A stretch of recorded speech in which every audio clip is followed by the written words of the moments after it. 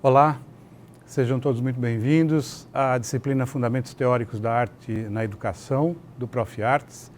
Esta é a videoaula 1 da área específica de música. Como objetivos dessa aula, nós poderíamos listar o seguinte: nós vamos discutir e problematizar aspectos que são referentes ao ensino de música na escola brasileira. Nós vamos tentar contextualizar a música na educação em diferentes períodos históricos. Nós vamos apresentar elementos da legislação educacional que incluem o ensino, então, de artes e o ensino de música. Vamos analisar a Lei 11.769 de 2008, que trata da música como conteúdo curricular obrigatório na educação básica, e vamos, então, pontuar desafios para a implementação desta lei de forma plena em todo o território nacional. Quase todos os elementos que eu vou trazer nesses slides, que vocês vão poder acompanhar também, eles são extraídos de um texto de minha autoria, que aparece aí no slide, que se chama Currículo Escolar e Educação Musical, uma análise das possibilidades e desafios para o ensino de música na escola brasileira na contemporaneidade. Ele está publicado na revista Intermeio, que é uma revista do Programa de Pós-Graduação em Educação da Universidade Federal do Mato Grosso do Sul. Então já convido a todos e todas para fazerem a leitura de outros textos desta mesma revista. Essa é uma edição especial dedicada à educação musical. Também um outro ponto que já é importante a gente tratar desde já, eu vou me referir à educação musical e ensino de música de maneira indistinta, não é? Tanto um quanto o outro termo, eles vão abranger as atividades que se referem à música na educação básica, ok? Então, vamos lá. Cada momento histórico apresenta algumas singularidades que se manifestam nas várias atividades humanas. Então, não é por acaso que a educação vai sendo tratada de maneiras diferentes, em épocas diferentes, com propósitos diferentes, porque sempre a educação também é um processo histórico, ela também está inserida num processo histórico. Por isso, as ações curriculares, elas também vão apresentar singularidades que estão relacionadas com concepções de mundo, concepções de ser humano, concepções que enfatizam, negligenciam ou ignoram áreas do conhecimento na organização curricular.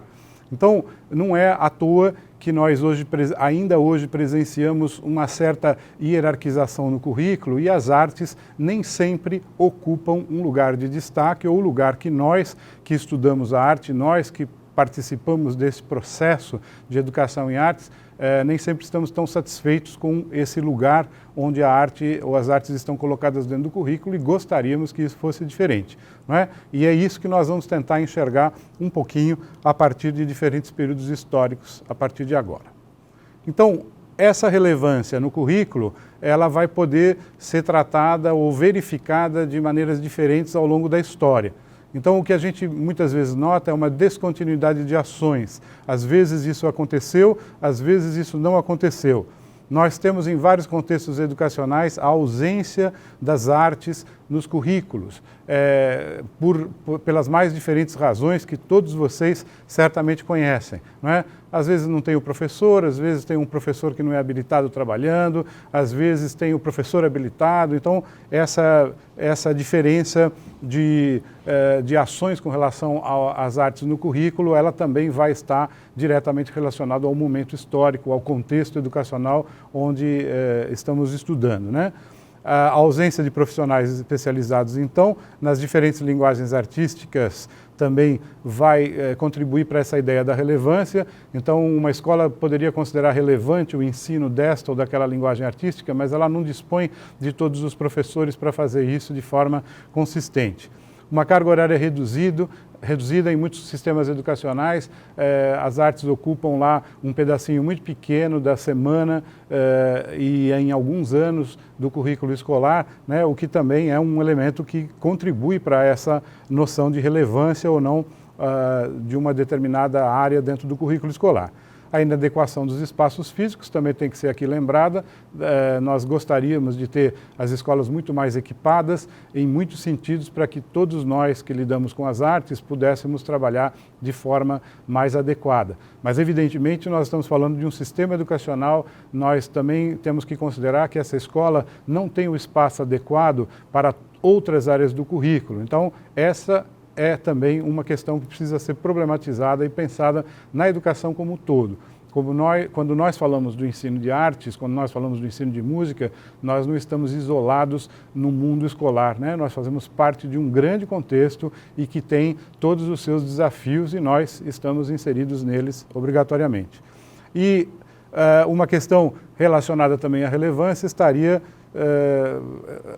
nas funções pretendidas para estas áreas no currículo. E por que a gente ensina arte no currículo? Por que a gente quer que tenha linguagens diferentes das artes no currículo? Para que serve esse tipo de formação dentro da escola?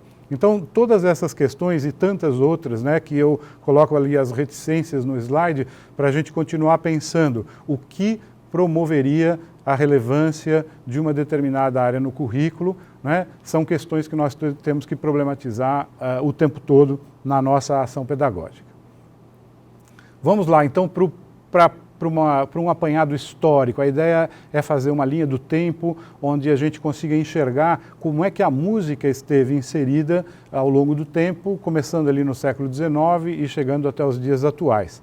Lá no século XIX, a gente já tem a música como uma atividade obrigatória no currículo, a partir de um decreto de 1854. E neste decreto já aparecia então que o currículo escolar deveria tratar de conteúdos de música, enfatizando a leitura musical e o uso da voz. Então, claro que nós podemos pensar que existia algum tipo de ensino de música antes do século XIX, nós temos toda a presença dos jesuítas no Brasil, então cada um deveria completar essa pesquisa histórica para entender até como é que eram ministradas essas atividades referentes à música em outros momentos, né? Mas nós vamos pontuar o século XIX em diante, porque daqui a gente extrai pontos para entender algumas questões que eu gostaria de trazer para a nossa discussão contemporânea. Então, é importante que a gente lembre que, apesar de ter uma lei que diz que a música é obrigatória lá, na metade do século XIX, a gente tem que lembrar que a escola no século XIX era uma escola acessível para poucas pessoas. Era uma escola extremamente elitizada e que atendia uma parcela muito limitada da população brasileira. Então, a música na formação escolar daquele tempo certamente também reforçava esse caráter elitista da educação musical, que só estaria acessível para uns poucos privilegiados que estavam na escola. E esse caráter elitista ele vem sendo superado a partir da responsabilidade do Estado brasileiro com relação também à gratuidade da educação, né? Isso a gente vai ver um pouquinho ao longo dessa linha do tempo. A música na escola também reforçaria essa ideia do caráter inclusivo da educação, porque viabiliza o contato e a experiência com o mundo sonoro organizado, né, em diversos tempos, em diversas culturas ao longo da história. E então a música contribuiria para ampliar essa visão de mundo, já que a experiência musical está presente em todas as sociedades humanas, em todas as culturas humanas, o que por si só já representa um elemento extremamente relevante para todos os seres humanos e, por isso, relevante, então, para a educação escolar. Lá no final do século XIX, aparece um outro decreto, em 1890, que trata da formação específica para os professores que deveriam ensinar música na escola. E essa é uma questão extremamente importante, porque até os dias de hoje nós mantemos essa discussão. Quem é que deve ensinar música? Quem que pode ensinar artes na escola? Não é? E isso em função de uma série de questões que estão aí relacionadas com os contextos educacionais brasileiros e que vocês certamente conhecem bastante bem. Então, quem pode ensinar música na escola?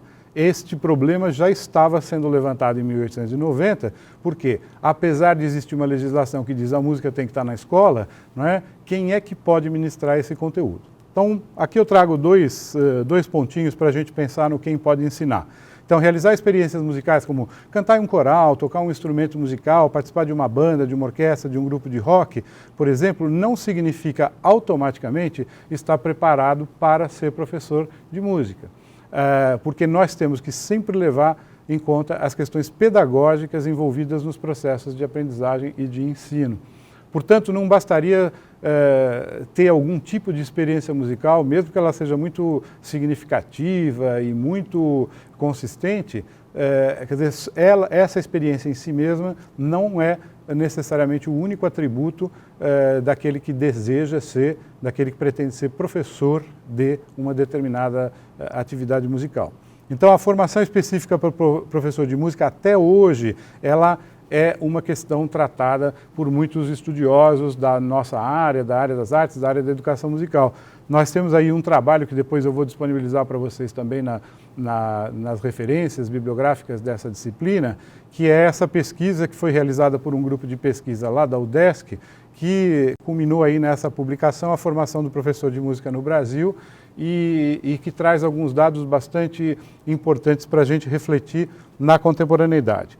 Mas o que eu chamo a atenção aí com esses documentos do século XIX é que nós já tínhamos a música no currículo e já tínhamos uma preocupação explícita com relação a quem deveria ensinar música na escola. Na primeira metade do século XX, dando continuidade a essa linha do tempo, a gente vai ter o movimento do canto orfeônico, que foi idealizado e organizado por Heitor Villa-Lobos, um compositor muito importante na história da música brasileira, e que, então, também se dedicou a esse aspecto educacional, através dessa proposta do canto orfeônico. Então, em 1932, tornou-se obrigatório o ensino de canto orfeônico nas escolas do Rio de Janeiro, e depois isso foi sendo expandido para outras regiões do país. 3 pontos centrais estavam presentes nessa proposta. Então, a gente tinha que ensinar música na escola por causa do civismo. Então, a música ajudaria a gente a se sentir um cidadão. A gente, neste momento, canta as músicas que se relacionam às belezas do Brasil, às maravilhas que aqui acontecem e como nós somos como povo. A música também ajudaria na questão da disciplina. Então, de acordo com este programa de ensino, a música ajuda muito as pessoas a se organizarem, centrarem as suas ideias, o seu fazer. Então, a música também teria essa função importante. E o terceiro ponto era, então, que a música serviria como um aspecto desta educação artística que todos os estudantes na escola deveriam passar. Reparem que essa educação artística não tem nada a ver com a educação artística da década de 70, que a gente já vai falar já, mas é a educação artística num sentido amplo, não é? Quer dizer, a gente está na escola para se formar em vários sentidos, inclusive nos sentidos artísticos. Então, para esse desenvolvimento do canto orfeônico, Villa-Lobos tinha lá conduzia um centro de formação de professores para capacitação desses indivíduos que iriam ministrar essa nova disciplina. Então, esse também é um ponto que nos interessa, porque nós temos aí uma preocupação com a inserção de uma determinada atividade no currículo, mas a gente tem a preocupação de formar profissionais adequados para essa atuação nas escolas. A formação de professores, novamente, é um ponto central na questão das disciplinas curriculares. Não é? Quem vai ensinar é também um ponto fundamental para a gente trabalhar nesse sentido de entender a consistência das áreas do currículo que a gente gostaria que tivesse. O canto orfeônico vigorou até a década de 50 e teve aí uma abrangência nacional. E aqui eu quero ressaltar essa pertinência de um projeto, sem fazer nenhuma apologia ao modelo do canto orfeônico, sem querer dizer com isso que a gente devia ter o canto orfeônico de volta, não é? Mas trazendo esses pontos que me parecem sempre muito atuais ainda, que é a questão de um programa que cuida dos conteúdos específicos de música, mas que também cuida da formação dos professores que ministrarão esses conteúdos e, além disso, dentro desse programa existe todo um processo de produção de materiais didáticos específicos, não é? Então, nós, novamente, não quero dizer que isso é o melhor e que isso é o que a gente devia fazer, mas certamente isso nos afeta até os dias de hoje, quando a gente pensa no ensino das artes, no ensino da música na escola. A gente precisa do espaço para essa disciplina acontecer ou para essa atividade acontecer. Nós desejamos professores muito preparados para fazer esse trabalho na escola e nós gostaríamos de ter muitos materiais didáticos à disposição para poder lidar com essas experiências de forma bastante completa, bastante ampla. Com certeza, nós temos muito que aprender com algumas dessas experiências do passado, mas a gente não pode necessariamente imaginar que, então vamos pegar lá o modelo do século tal, ou vamos pegar o modelo do país tal, vamos pegar o modelo da escola tal e implantar aqui na nossa escola. Não é a simples transposição de um modelo do passado que vai trazer necessariamente a solução para os problemas atuais, porque, novamente, nós temos que pensar que a educação está inserida num grande complexo, num grande contínuo, num grande mundo de transformações. Então, nós não podemos entender o mundo hoje como o mundo era compreendido no século XIX, ou como era compreendido no século XX, ou em determinadas décadas específicas desses séculos, né? Então, a questão que se apresenta é que tipo de educação musical se esperaria para a escola brasileira nos dias de hoje, né? Então, essas lições do passado podem dar para a gente algumas pistas do que fundamentaria as nossas ações nos dias de hoje. Então, o canto coletivo, por exemplo, né, apresentado pelo Villa-Lobos, e o canto, lembra lá no século XIX, a lei dizia usar o canto. Então, o uso da voz, claro que é alguma coisa muito pertinente que pode ser utilizada até os dias de hoje. Isso não tem nada a ver com o passado apenas, né? Mas ele não é o único modelo, essa não é a única atividade de música que a gente pode desenvolver na escola, né? Então, isso é que é importante que a gente tenha em mente para pensar o que a gente aprende do passado e o que a gente pode aplicar no momento presente e aí o que a gente desejaria para o futuro da educação, é claro.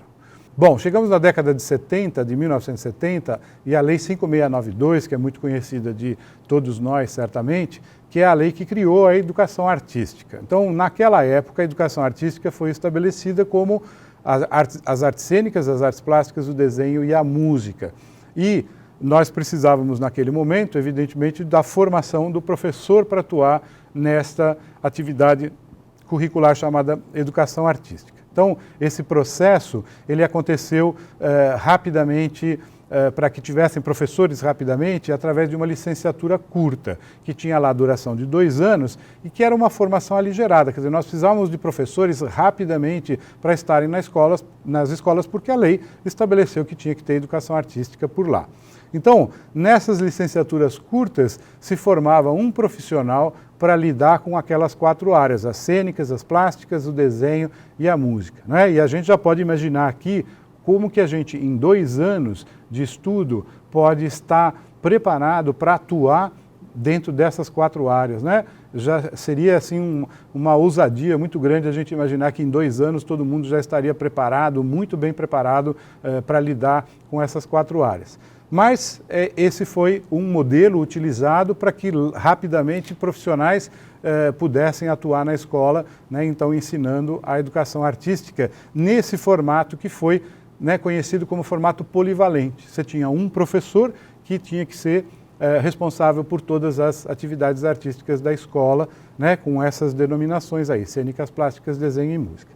Depois da licenciatura curta, então, veio a licenciatura plena, ou seja, mais 2 anos, onde, então, esse professor que fez a licenciatura curta, ele escolheria uma área de especialidade e aí ele teria o diploma no final de licenciatura plena em educação artística com habilitação em uma das 4 áreas que eram estabelecidas ali.